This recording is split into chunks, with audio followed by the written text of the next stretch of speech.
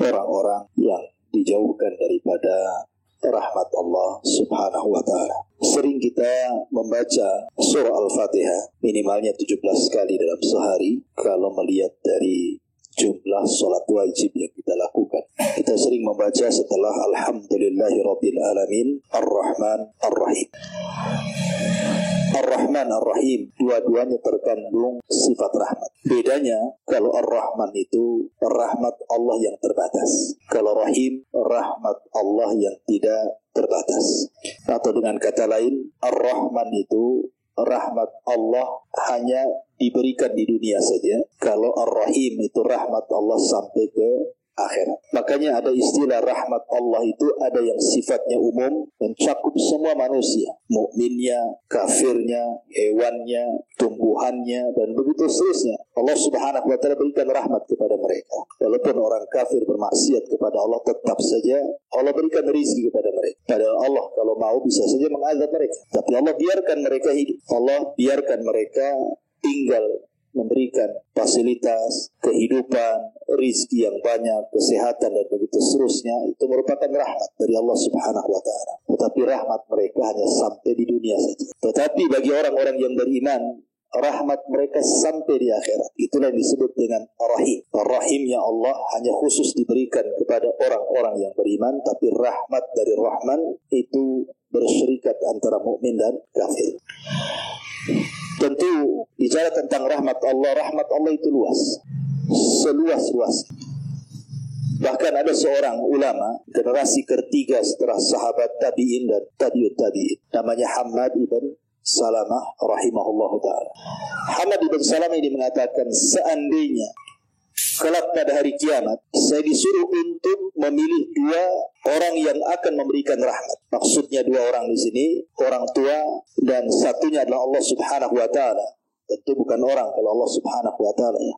Artinya kalau seandainya saya dihadapkan dengan Allah dan ibu saya kelak pada hari kiamat, kemudian saya disuruh untuk memilih siapa yang akan menghisab saya, maka saya memilih Allah subhanahu wa ta'ala dibandingkan ibu saya. Padahal seorang ibu tidak mungkin memasukkan anaknya ke dalam neraka. Tidak ada orang yang mau seorang ibu itu mencelakakan anak.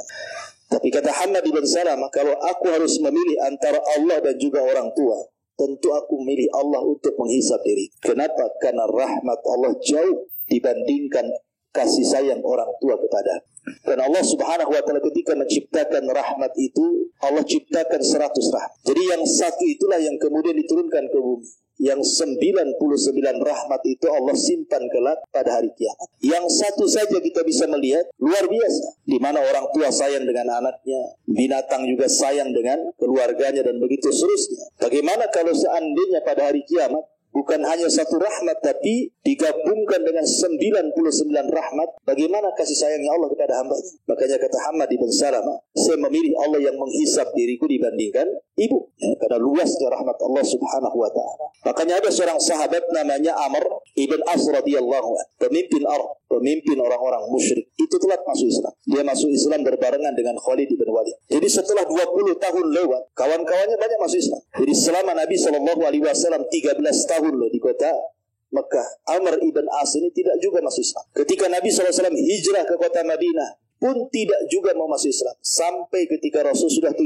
tahun, maknanya sudah lewat 20 tahun Rasul berdakwah itu, barulah tergerak Amr ibn As ingin masuk Islam bersama Khalid ibn Walid. Ketika datang menghadap Nabi SAW, Khalid langsung berbaiat dan masuk Islam. Tapi Amr bin As ini nampaknya ragu-ragu dia. Sehingga Nabi SAW bertanya, apakah kau ragu-ragu wahai Amr ibn As dengan agama yang kubawa? Kata Amr bin As, tidak. Aku tidak ragu-ragu, tetapi aku hanya ingin minta syarat sebelum aku masuk Islam. Kata Nabi SAW, syaratnya apa? Wahai Rasul, kamu sudah tahu apa yang aku lakukan terhadap kaum muslimin.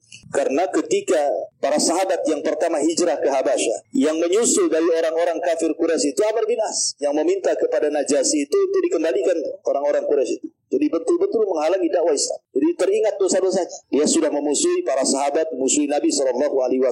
Sehingga kemudian Amr ibn As ini minta syarat kepada Nabi SAW. Rasul, saya siap masuk Islam, tetapi apakah setelah aku masuk Islam Allah akan mengampuni seluruh dosa-dosa yang pernah aku lakukan, di mana aku memusuhi dirimu, memusuhi para sahabatmu, sampai mengejar sahabatmu yang lari ke Habasyah, aku pun sampai ke Habasyah gitu ya. Apakah masih ada kesempatan aku diampuni dosa-dosaku yang banyak itu?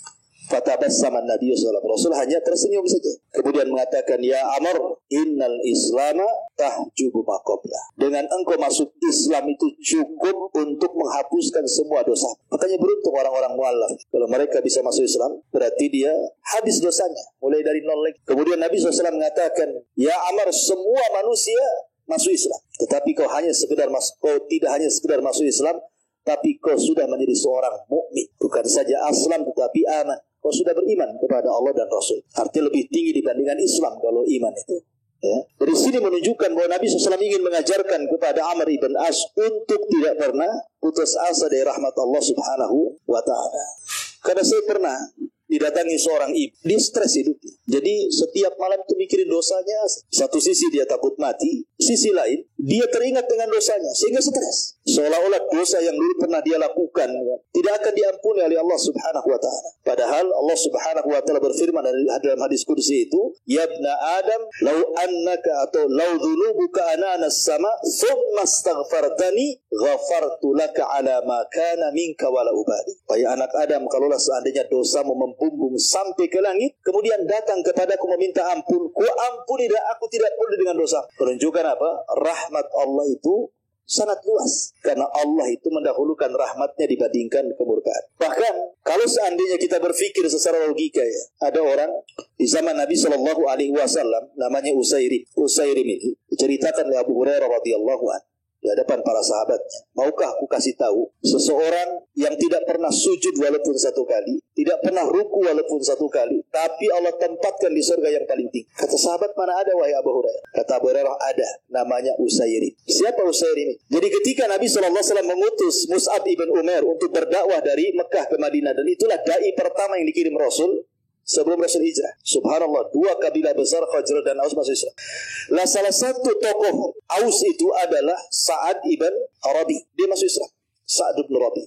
Dengan masuk Islamnya Sa'ad ibn Rabi ini, dia lari ke kaumnya. Kemudian mengatakan, bukankah kalian tahu posisiku di hadapan kalian, wahai orang-orang Aus? Kata orang Aus, ya tentu wahai Sa'ad, engkau pemimpin kan? Kata Sa'ad, kalau begitu masuklah kalian ke dalam Islam. Siapapun yang tidak masuk ke dalam Islam, jangan pernah satu atap dengan aku. Akhirnya karena pemimpin yang meminta, satu kabilah Aus masuk Islam gara-gara Sa'ad ibn Rabi. Makanya saat wafatnya Sa'ad ibn Rabi itu arsy Allah bergoncang. 70.000 malaikat turun mengikuti jenazah karena mengislamkan satu kabilah. Jadi satu kabilah Aus masuk Islam kecuali satu orang, namanya Usairim. Tidak mau dia. Jadi satu kabilah masuk Islam, satu orang pula menolak Islam, namanya Usairim. Jadi ketika perang Uhud, Usairim ini ingin terlibat jihad. Masalahnya masih kafir. Tujuan dia itu karena melihat kabilahnya ikut jihad. Jadi dia jihad itu hanya ingin membela kabilah saja. Masa satu Aus keluar, aku tidak membela kabilah. Apa kata keluarga aku? Jadi dia keluar. Rasul, libatkan aku dalam jihad. Kata Rasul, tidak. Kamu kafir. Ya. Dia datang lagi, Rasul, libatkan aku dalam jihad. Tidak, kau kafir. Lalu apa syaratnya biar aku boleh berjihad? Membantu kabilah, aku kata. Masuklah aku ke dalam Islam. Bersyahadat. Ya. Akhirnya Usairim pun karena ingin terlibat membela keluarganya, dia pun bersyahadat. Asyhadu an la ilaha illallah wa asyhadu annaka Rasulullah. Masuk ke medan tempur, mati syahid. Kata Nabi SAW, aku melihat Usairim di surga. Kata Abu Hurairah, demi Allah, aku tidak pernah melihat orang yang tidak pernah sujud, tidak pernah ruku, tapi masuk surga dengan surga yang tinggi. Kata Abu Hurairah, tahukah kalian siapa? Dialah Usairim. Pertanyaan, Usairim tidak pernah sujud, tidak pernah ruku. Amalannya cuma satu, jihad, kemudian masuk, mati syahid.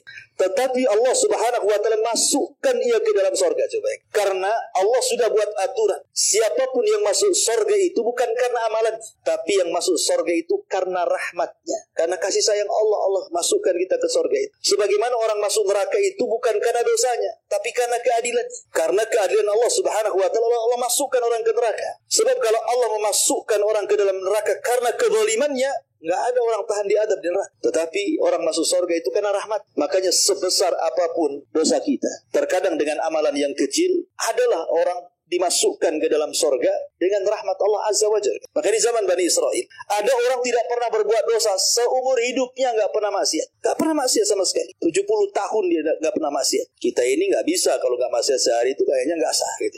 Ini 70 tahun nggak pernah maksiat, kemudian Allah takdirkan meninggal, mati husnul khotimah, kemudian dipanggil di pintu sorga orang itu. Kemudian Allah katakan, udkhulul jannah bi rahmat, masuk kau ke dalam sorga dengan rahmatku, kata Allah. Kata anak muda Bani Israel mengatakan, oh tidak, aku ingin masuk sorga karena amalan. Kalau kau masukkan sorga orang yang bermaksiat, kemudian tobat, kau terima tobatnya, kau masukkan ke sorga, wajar dia masuk sorga karena rahmat. Tapi aku kan tidak pernah maksiat, hidupku beribadah kepadamu. Aku ingin masuk sorga karena amalanku, bukan karena rahmatmu ya Rabb. Kata Allah, baik, kalau begitu hitung pahala yang 70 tahun itu. Akhirnya dihitung pahala. Rupanya pahala selama 70 tahun dia beribadah tidak sebanding dengan nikmat penglihatan yang Allah berikan kepadanya. Akhirnya dia ketakutan karena takut tidak masuk surga. Terpaksa dia mengatakan, ya Rabb, kalau gitu adkhilnil jannah bi rahmatika, masukkanlah aku dengan rahmatmu. Ya kan? Jadi semua orang itu butuh rahmat Allah, kasih sayang. Kita ini butuh kasih sayang Allah Azza wa Jalla. Makanya setiap hari kita diajarkan mengucapkan salam juga. Apa sih fungsi salam itu? Assalamualaikum. Kemudian dijawab waalaikumsalam warahmatullah wabarakatuh. Di situ ada doa rahmat. Karena kita ini butuh kasih sayang Allah Subhanahu wa ta'ala. Masalahnya, ma'asyiral muslimin wal muslimat rahimani wa rahimakumullah, ada pula orang-orang yang dijauhkan dari rahmat Allah. Dan lawan rahmat itu apa? Laknat. Jadi rahmat itu didekatkan ke surga, rahmat itu didekatkan ke laknat itu didekatkan ke neraka. Jadi ada orang-orang itu yang justru dijauhkan daripada rahmat, didekatkan pula dari laknat Allah Azza wa Jalla. Nah, inilah yang kita akan bahas, siapa orang-orang yang justru tidak mendapatkan rahmat Allah, malah diancam dengan laknat Allah Subhanahu wa ta'ala. Ma'asyiral muslimin wal muslimat rahimani wa rahimakumullah. Hadis yang pertama, Nabi SAW bersabda, la'anallahu man dhabaha li ghairin, wa la'anallahu man awa muhdithah, wa la'anallahu man la'ana walidayhi, wa la'anallahu man ghayyara manaral ard. Allah melaknat, artinya Allah menjauhkan rahmat. Dari siapa? Yang pertama, orang yang menyembelih bukan karena Allah Subhanahu wa ta'ala. Orang yang menyembelih bukan karena Allah Subhanahu wa ta'ala. Seperti umpamanya ma'ruf di negeri kita kan, menyembelih untuk pantai Laut Selatan, kadang-kadang kan ada tuh acara-acara larungan, disembelih satu ekor sapi, kemudian kepalanya dilempar untuk Nyi Roro Kidul gitu ya. Itu menyembelih bukan karena Allah. Ya, atau zaman dulu kita sering mendengar ada orang yang naruh sesajen di pohon-pohon, ya kan, di gua-gua, di tempat-tempat keramat. Itu menyembelih bukan karena Allah Azza wa Jalla. Allah melaknat orang yang seperti itu. Ya, menyembelih bukan karena Allah Subhanahu wa ta'ala. Makanya aturan penyembelihan dalam Islam itu, pertama menyembelih membaca basmalah dan sesuai dengan syar'i. Yang kedua, diniatkan kepada Allah. Bukan hanya menyembelihnya saja baca basmalah, tapi niatnya juga karena Allah. Karena terkadang orang-orang yang melempar kepala kerbau ke lautan itu, terkadang ketika menyembelih baca basmalah dia, tetapi rupanya tujuannya bukan karena Allah, rupanya untuk penghuni Laut Selatan pula, atau penghuni Lumpur Lapindo. Saya dengar ada kambing dilempar ke Lumpur Lapindo itu. Entah apa maksudnya gitu. Atau untuk supaya gunung tidak meletus, sudah ditaruh pula kepala kambing, meletus juga pula gunung. Berarti tak terima sama jinnya. Ya. Intinya bahwa menyembelih bukan karena Allah, orang ini dijauhkan dari rahmat. Ini yang pertama. Yang kedua, man awa muhditha, orang yang melindungi orang jahat. Nah, ini hati-hati para pengacara biasanya, lawyer-lawyer. Sudah tahu kliennya ini orang jahat, ya kan, yang tidak bisa dilindungi, malah mati-matian karena uang supaya dia bebas. Jelas-jelas dia pembunuh umpamanya kan. Jelas-jelas dia salah, masih dibela-bela supaya dia bebas. Naudzubillah. Ini masuk pada awa muhditha, melindungi orang jahat. Allah laknat orang kayak gitu ya. Kemudian yang ketiga, Allah laknat man la'ana walidayhi. Allah laknat orang-orang yang melaknat kedua orang tuanya. Kok bisa anak melaknat kedua orang tuanya? Saya kira nggak ada lah anak melaknat orang tuanya. Kalau zaman dulu, kalau zaman sekarang ya mungkin banyak kan anak melaknat kedua orang tuanya. Tapi maksudnya di sini artinya kan melaknat orang tua itu ada dua macam. Ada secara langsung, ada tidak secara langsung. Ya secara langsung mungkin seorang anak memaki orang tuanya, itu langsung tuh. Tapi ada juga tidak secara langsung. Maksudnya apa? Kita melaknat orang tua orang lain, kemudian anaknya tidak terima, melaknat pula orang tua kita. Banyak kita menghina orang tua orang lain. Oh, dasar kamu itu orang tuamu bajingan kan itu. Nanti anaknya marah, oh orang tuamu kurang lebih juga bajingan. Itu akhirnya apa? Memang kita tidak melaknat orang tua kita, tapi gara-gara kita orang itu melaknat orang tua kita kan. Itulah orang seperti ini kata Rasulullah, la'anallahu man la'ana walidayhi. Ya, Allah melaknat orang yang mencela kedua orang tua. Kemudian yang terakhir, la'anallahu man ghayyara manaral ardh. Allah melaknat orang-orang yang menggeser-geser patok tanah. Itu banyak di masyarakat. Ya, kadang-kadang di pematang sawah, dicangkul, jalannya jadi sempit kan gitu ya. Atau umpamanya di kebun, kadang-kadang patoknya sudah jelas pohon mangga, digeser pula ke pohon duren gitu ya.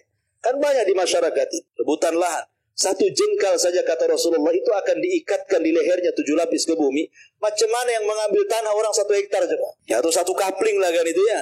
Ini 1 jengkal saja cukup untuk dikalungkan di lehernya pada hari kiamat 7 lapis ke bawah. 1 jengkal. Nah, itu kan gak banyak. Iya gak banyak. Coba digali sampai 7 lapis tuh. Nah, berapa truk tuh tanahnya tuh? Ya. Gimana 1 kapling? Gimana 1 hektar kan itu? Na'udzubillah. Maka ini juga termasuk orang-orang yang dijauhkan dari rahmat Allah dan didekatkan dengan laknat Allah Azza wa Jalla. Ini hadis yang pertama. Hadis yang kedua, Nabi SAW mengatakan, la'anallahul wasilat wal multawsilat wal washimat wal mustawshimat wal mutanammisat wal mutafallijat lil husni al mughayyirat li khalqillah. Kata Nabi SAW, Allah melaknat wanita-wanita yang menyambung rambut. Coba sekarang kan banyak tuh. Kadang-kadang datang ke salon biar indah rambutnya, disambung-sambung lah rambut itu. Nah, kalau zaman dulu mungkin potongan-potongan rambut tuh masih berharga ya. Zaman dulu kan dijual tuh potongan rambut. Itu apa? Biasanya tuh gelung biasa. Allah melaknat. Ya, sinden-sinden biasanya kan ditaruh gelung-gelung palsu itu. Di sini Allah katakan Allah melaknat orang-orang yang menyambung rambut.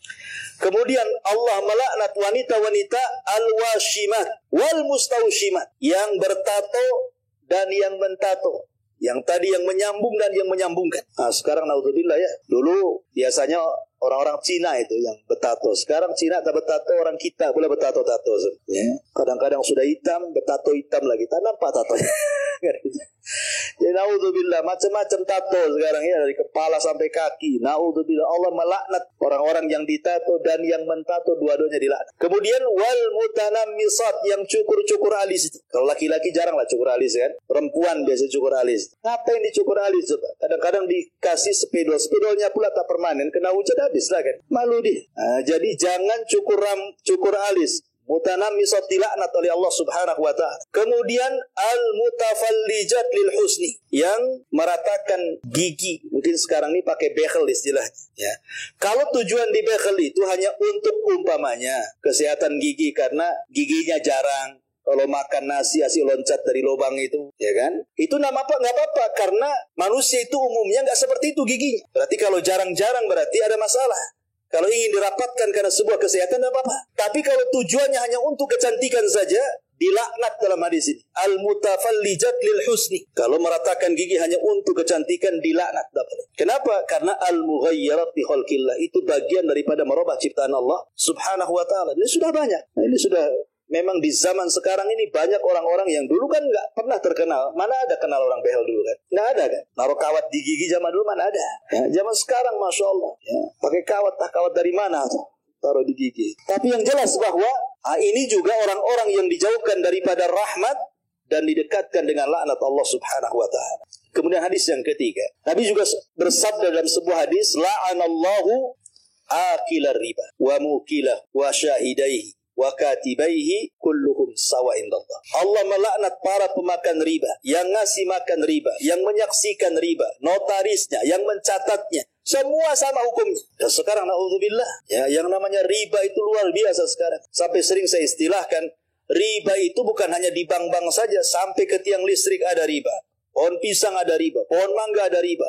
Silahkan pinjam sekian, bunganya sedikit. Nah, itu tempel di tiang listrik. Bayangkan, riba sampai ke tiang listrik, sampai ke pagar-pagar rumah, sampai ke tembok-tembok. Ya silahkan gadekan STNK macam-macam, bla bla bla bla kan itu. Emang riba ini sudah mendunia, kita tidak bisa lepas dari situ. Makanya kata para ulama, kalaupun kita tidak bisa menjauh 100%, ya minimalnya dikurangilah. Karena bagaimanapun riba ini dekat dengan laknat dan jauh daripada rahmat Allah Subhanahu wa ta'ala.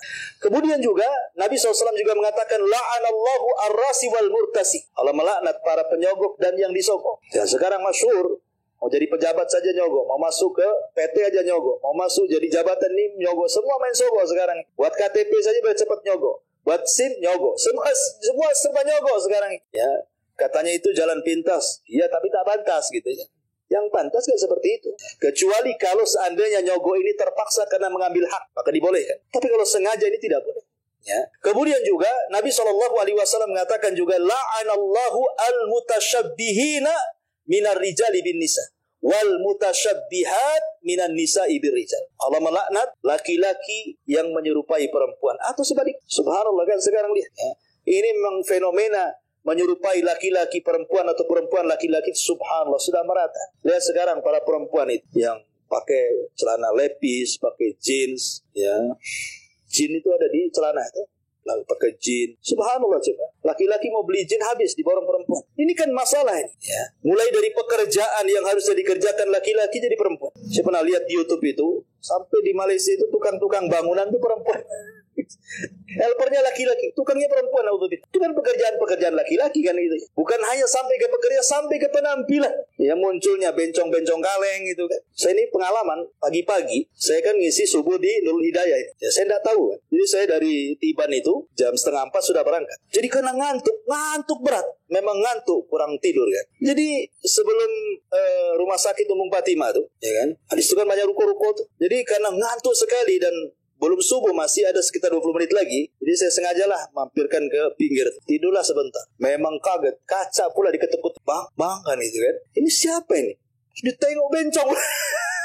Bang langsung naik gas. Langsung pergi saya. Subhanallah. Subuh-subuh kiroa masih pula bergentayangan tuh bencong-bencong kaleng itu. Saya kira bang ini apa kan itu. Pas dibuka jendela. Masya Allah hantu pula yang nengok tuh. Apa enggak tancap gas kita? Ini kan fenomena enggak jelas. Ya, rupanya gudangnya di Batu Haji pula. Hati-hati untuk melewati itu. Jadi panggil bang pula. Saya sudah bang dipanggil bang pula gitu. Jadi dari sini bahwa memang fenomena seperti ini luar biasa LGBT. Ya. Dan mereka adalah umat yang dilaknat sejak zaman Nabi Lut alaihi salam, diazab oleh Allah Subhanahu dengan azab yang belum pernah terjadi sebelumnya. Makanya kita sayangkan kadang-kadang pemerintah janganlah melegalkan undang-undang LGBT, kawin sesama jenis dan begitu seterusnya. Ini mengundang azab, ya. Makanya kenapa Nabi SAW mengatakan la'anallah, Allah melaknat. Padahal di sini yang menyerupai pakaian saja itu sudah dilaknat, apalagi sampai berzina. Makin dilaknatlah kan itu. Makanya saya nasihatkan bagi antum yang baik yang akhwat atau yang ikhwan, kalau punya anak laki-laki janganlah dikasih mainan perempuan, atau punya anak perempuan jangan pula dikasih mainan laki-laki. Masa anak perempuan dikasih robot-robotan, dikasih motor-motoran, suruh ngetrek apa anak itu? Ya kasihlah. Ya, tugas perempuan apa? Ya dibelikan alat-alat dapur kan, itu main-main alat dapur supaya dia terbiasa dengan mainan perempuan. Karena salah satu kenapa kemudian berubahnya tabiat laki-laki menjadi perempuan atau sebaliknya, ini karena pendidikan dari awal salah. Kalau sudah punya anak laki-laki kecil itu ya kasih mainan laki-laki, kalau perempuan kasih mainan perempuan, kasih baju laki-laki. Kasih baju perempuan, jangan pula kasih baju perempuan. Jadilah di LGBT nanti. Nah, jadi itu juga salah satu kelompok-kelompok yang dilaknat oleh Allah Subhanahu wa ta'ala. Dan banyak lagi orang-orang yang dijauhkan dari rahmat dan juga didekatkan dengan laknat Allah Subhanahu wa ta'ala. Wallahu a'lam. Sudah jam 9.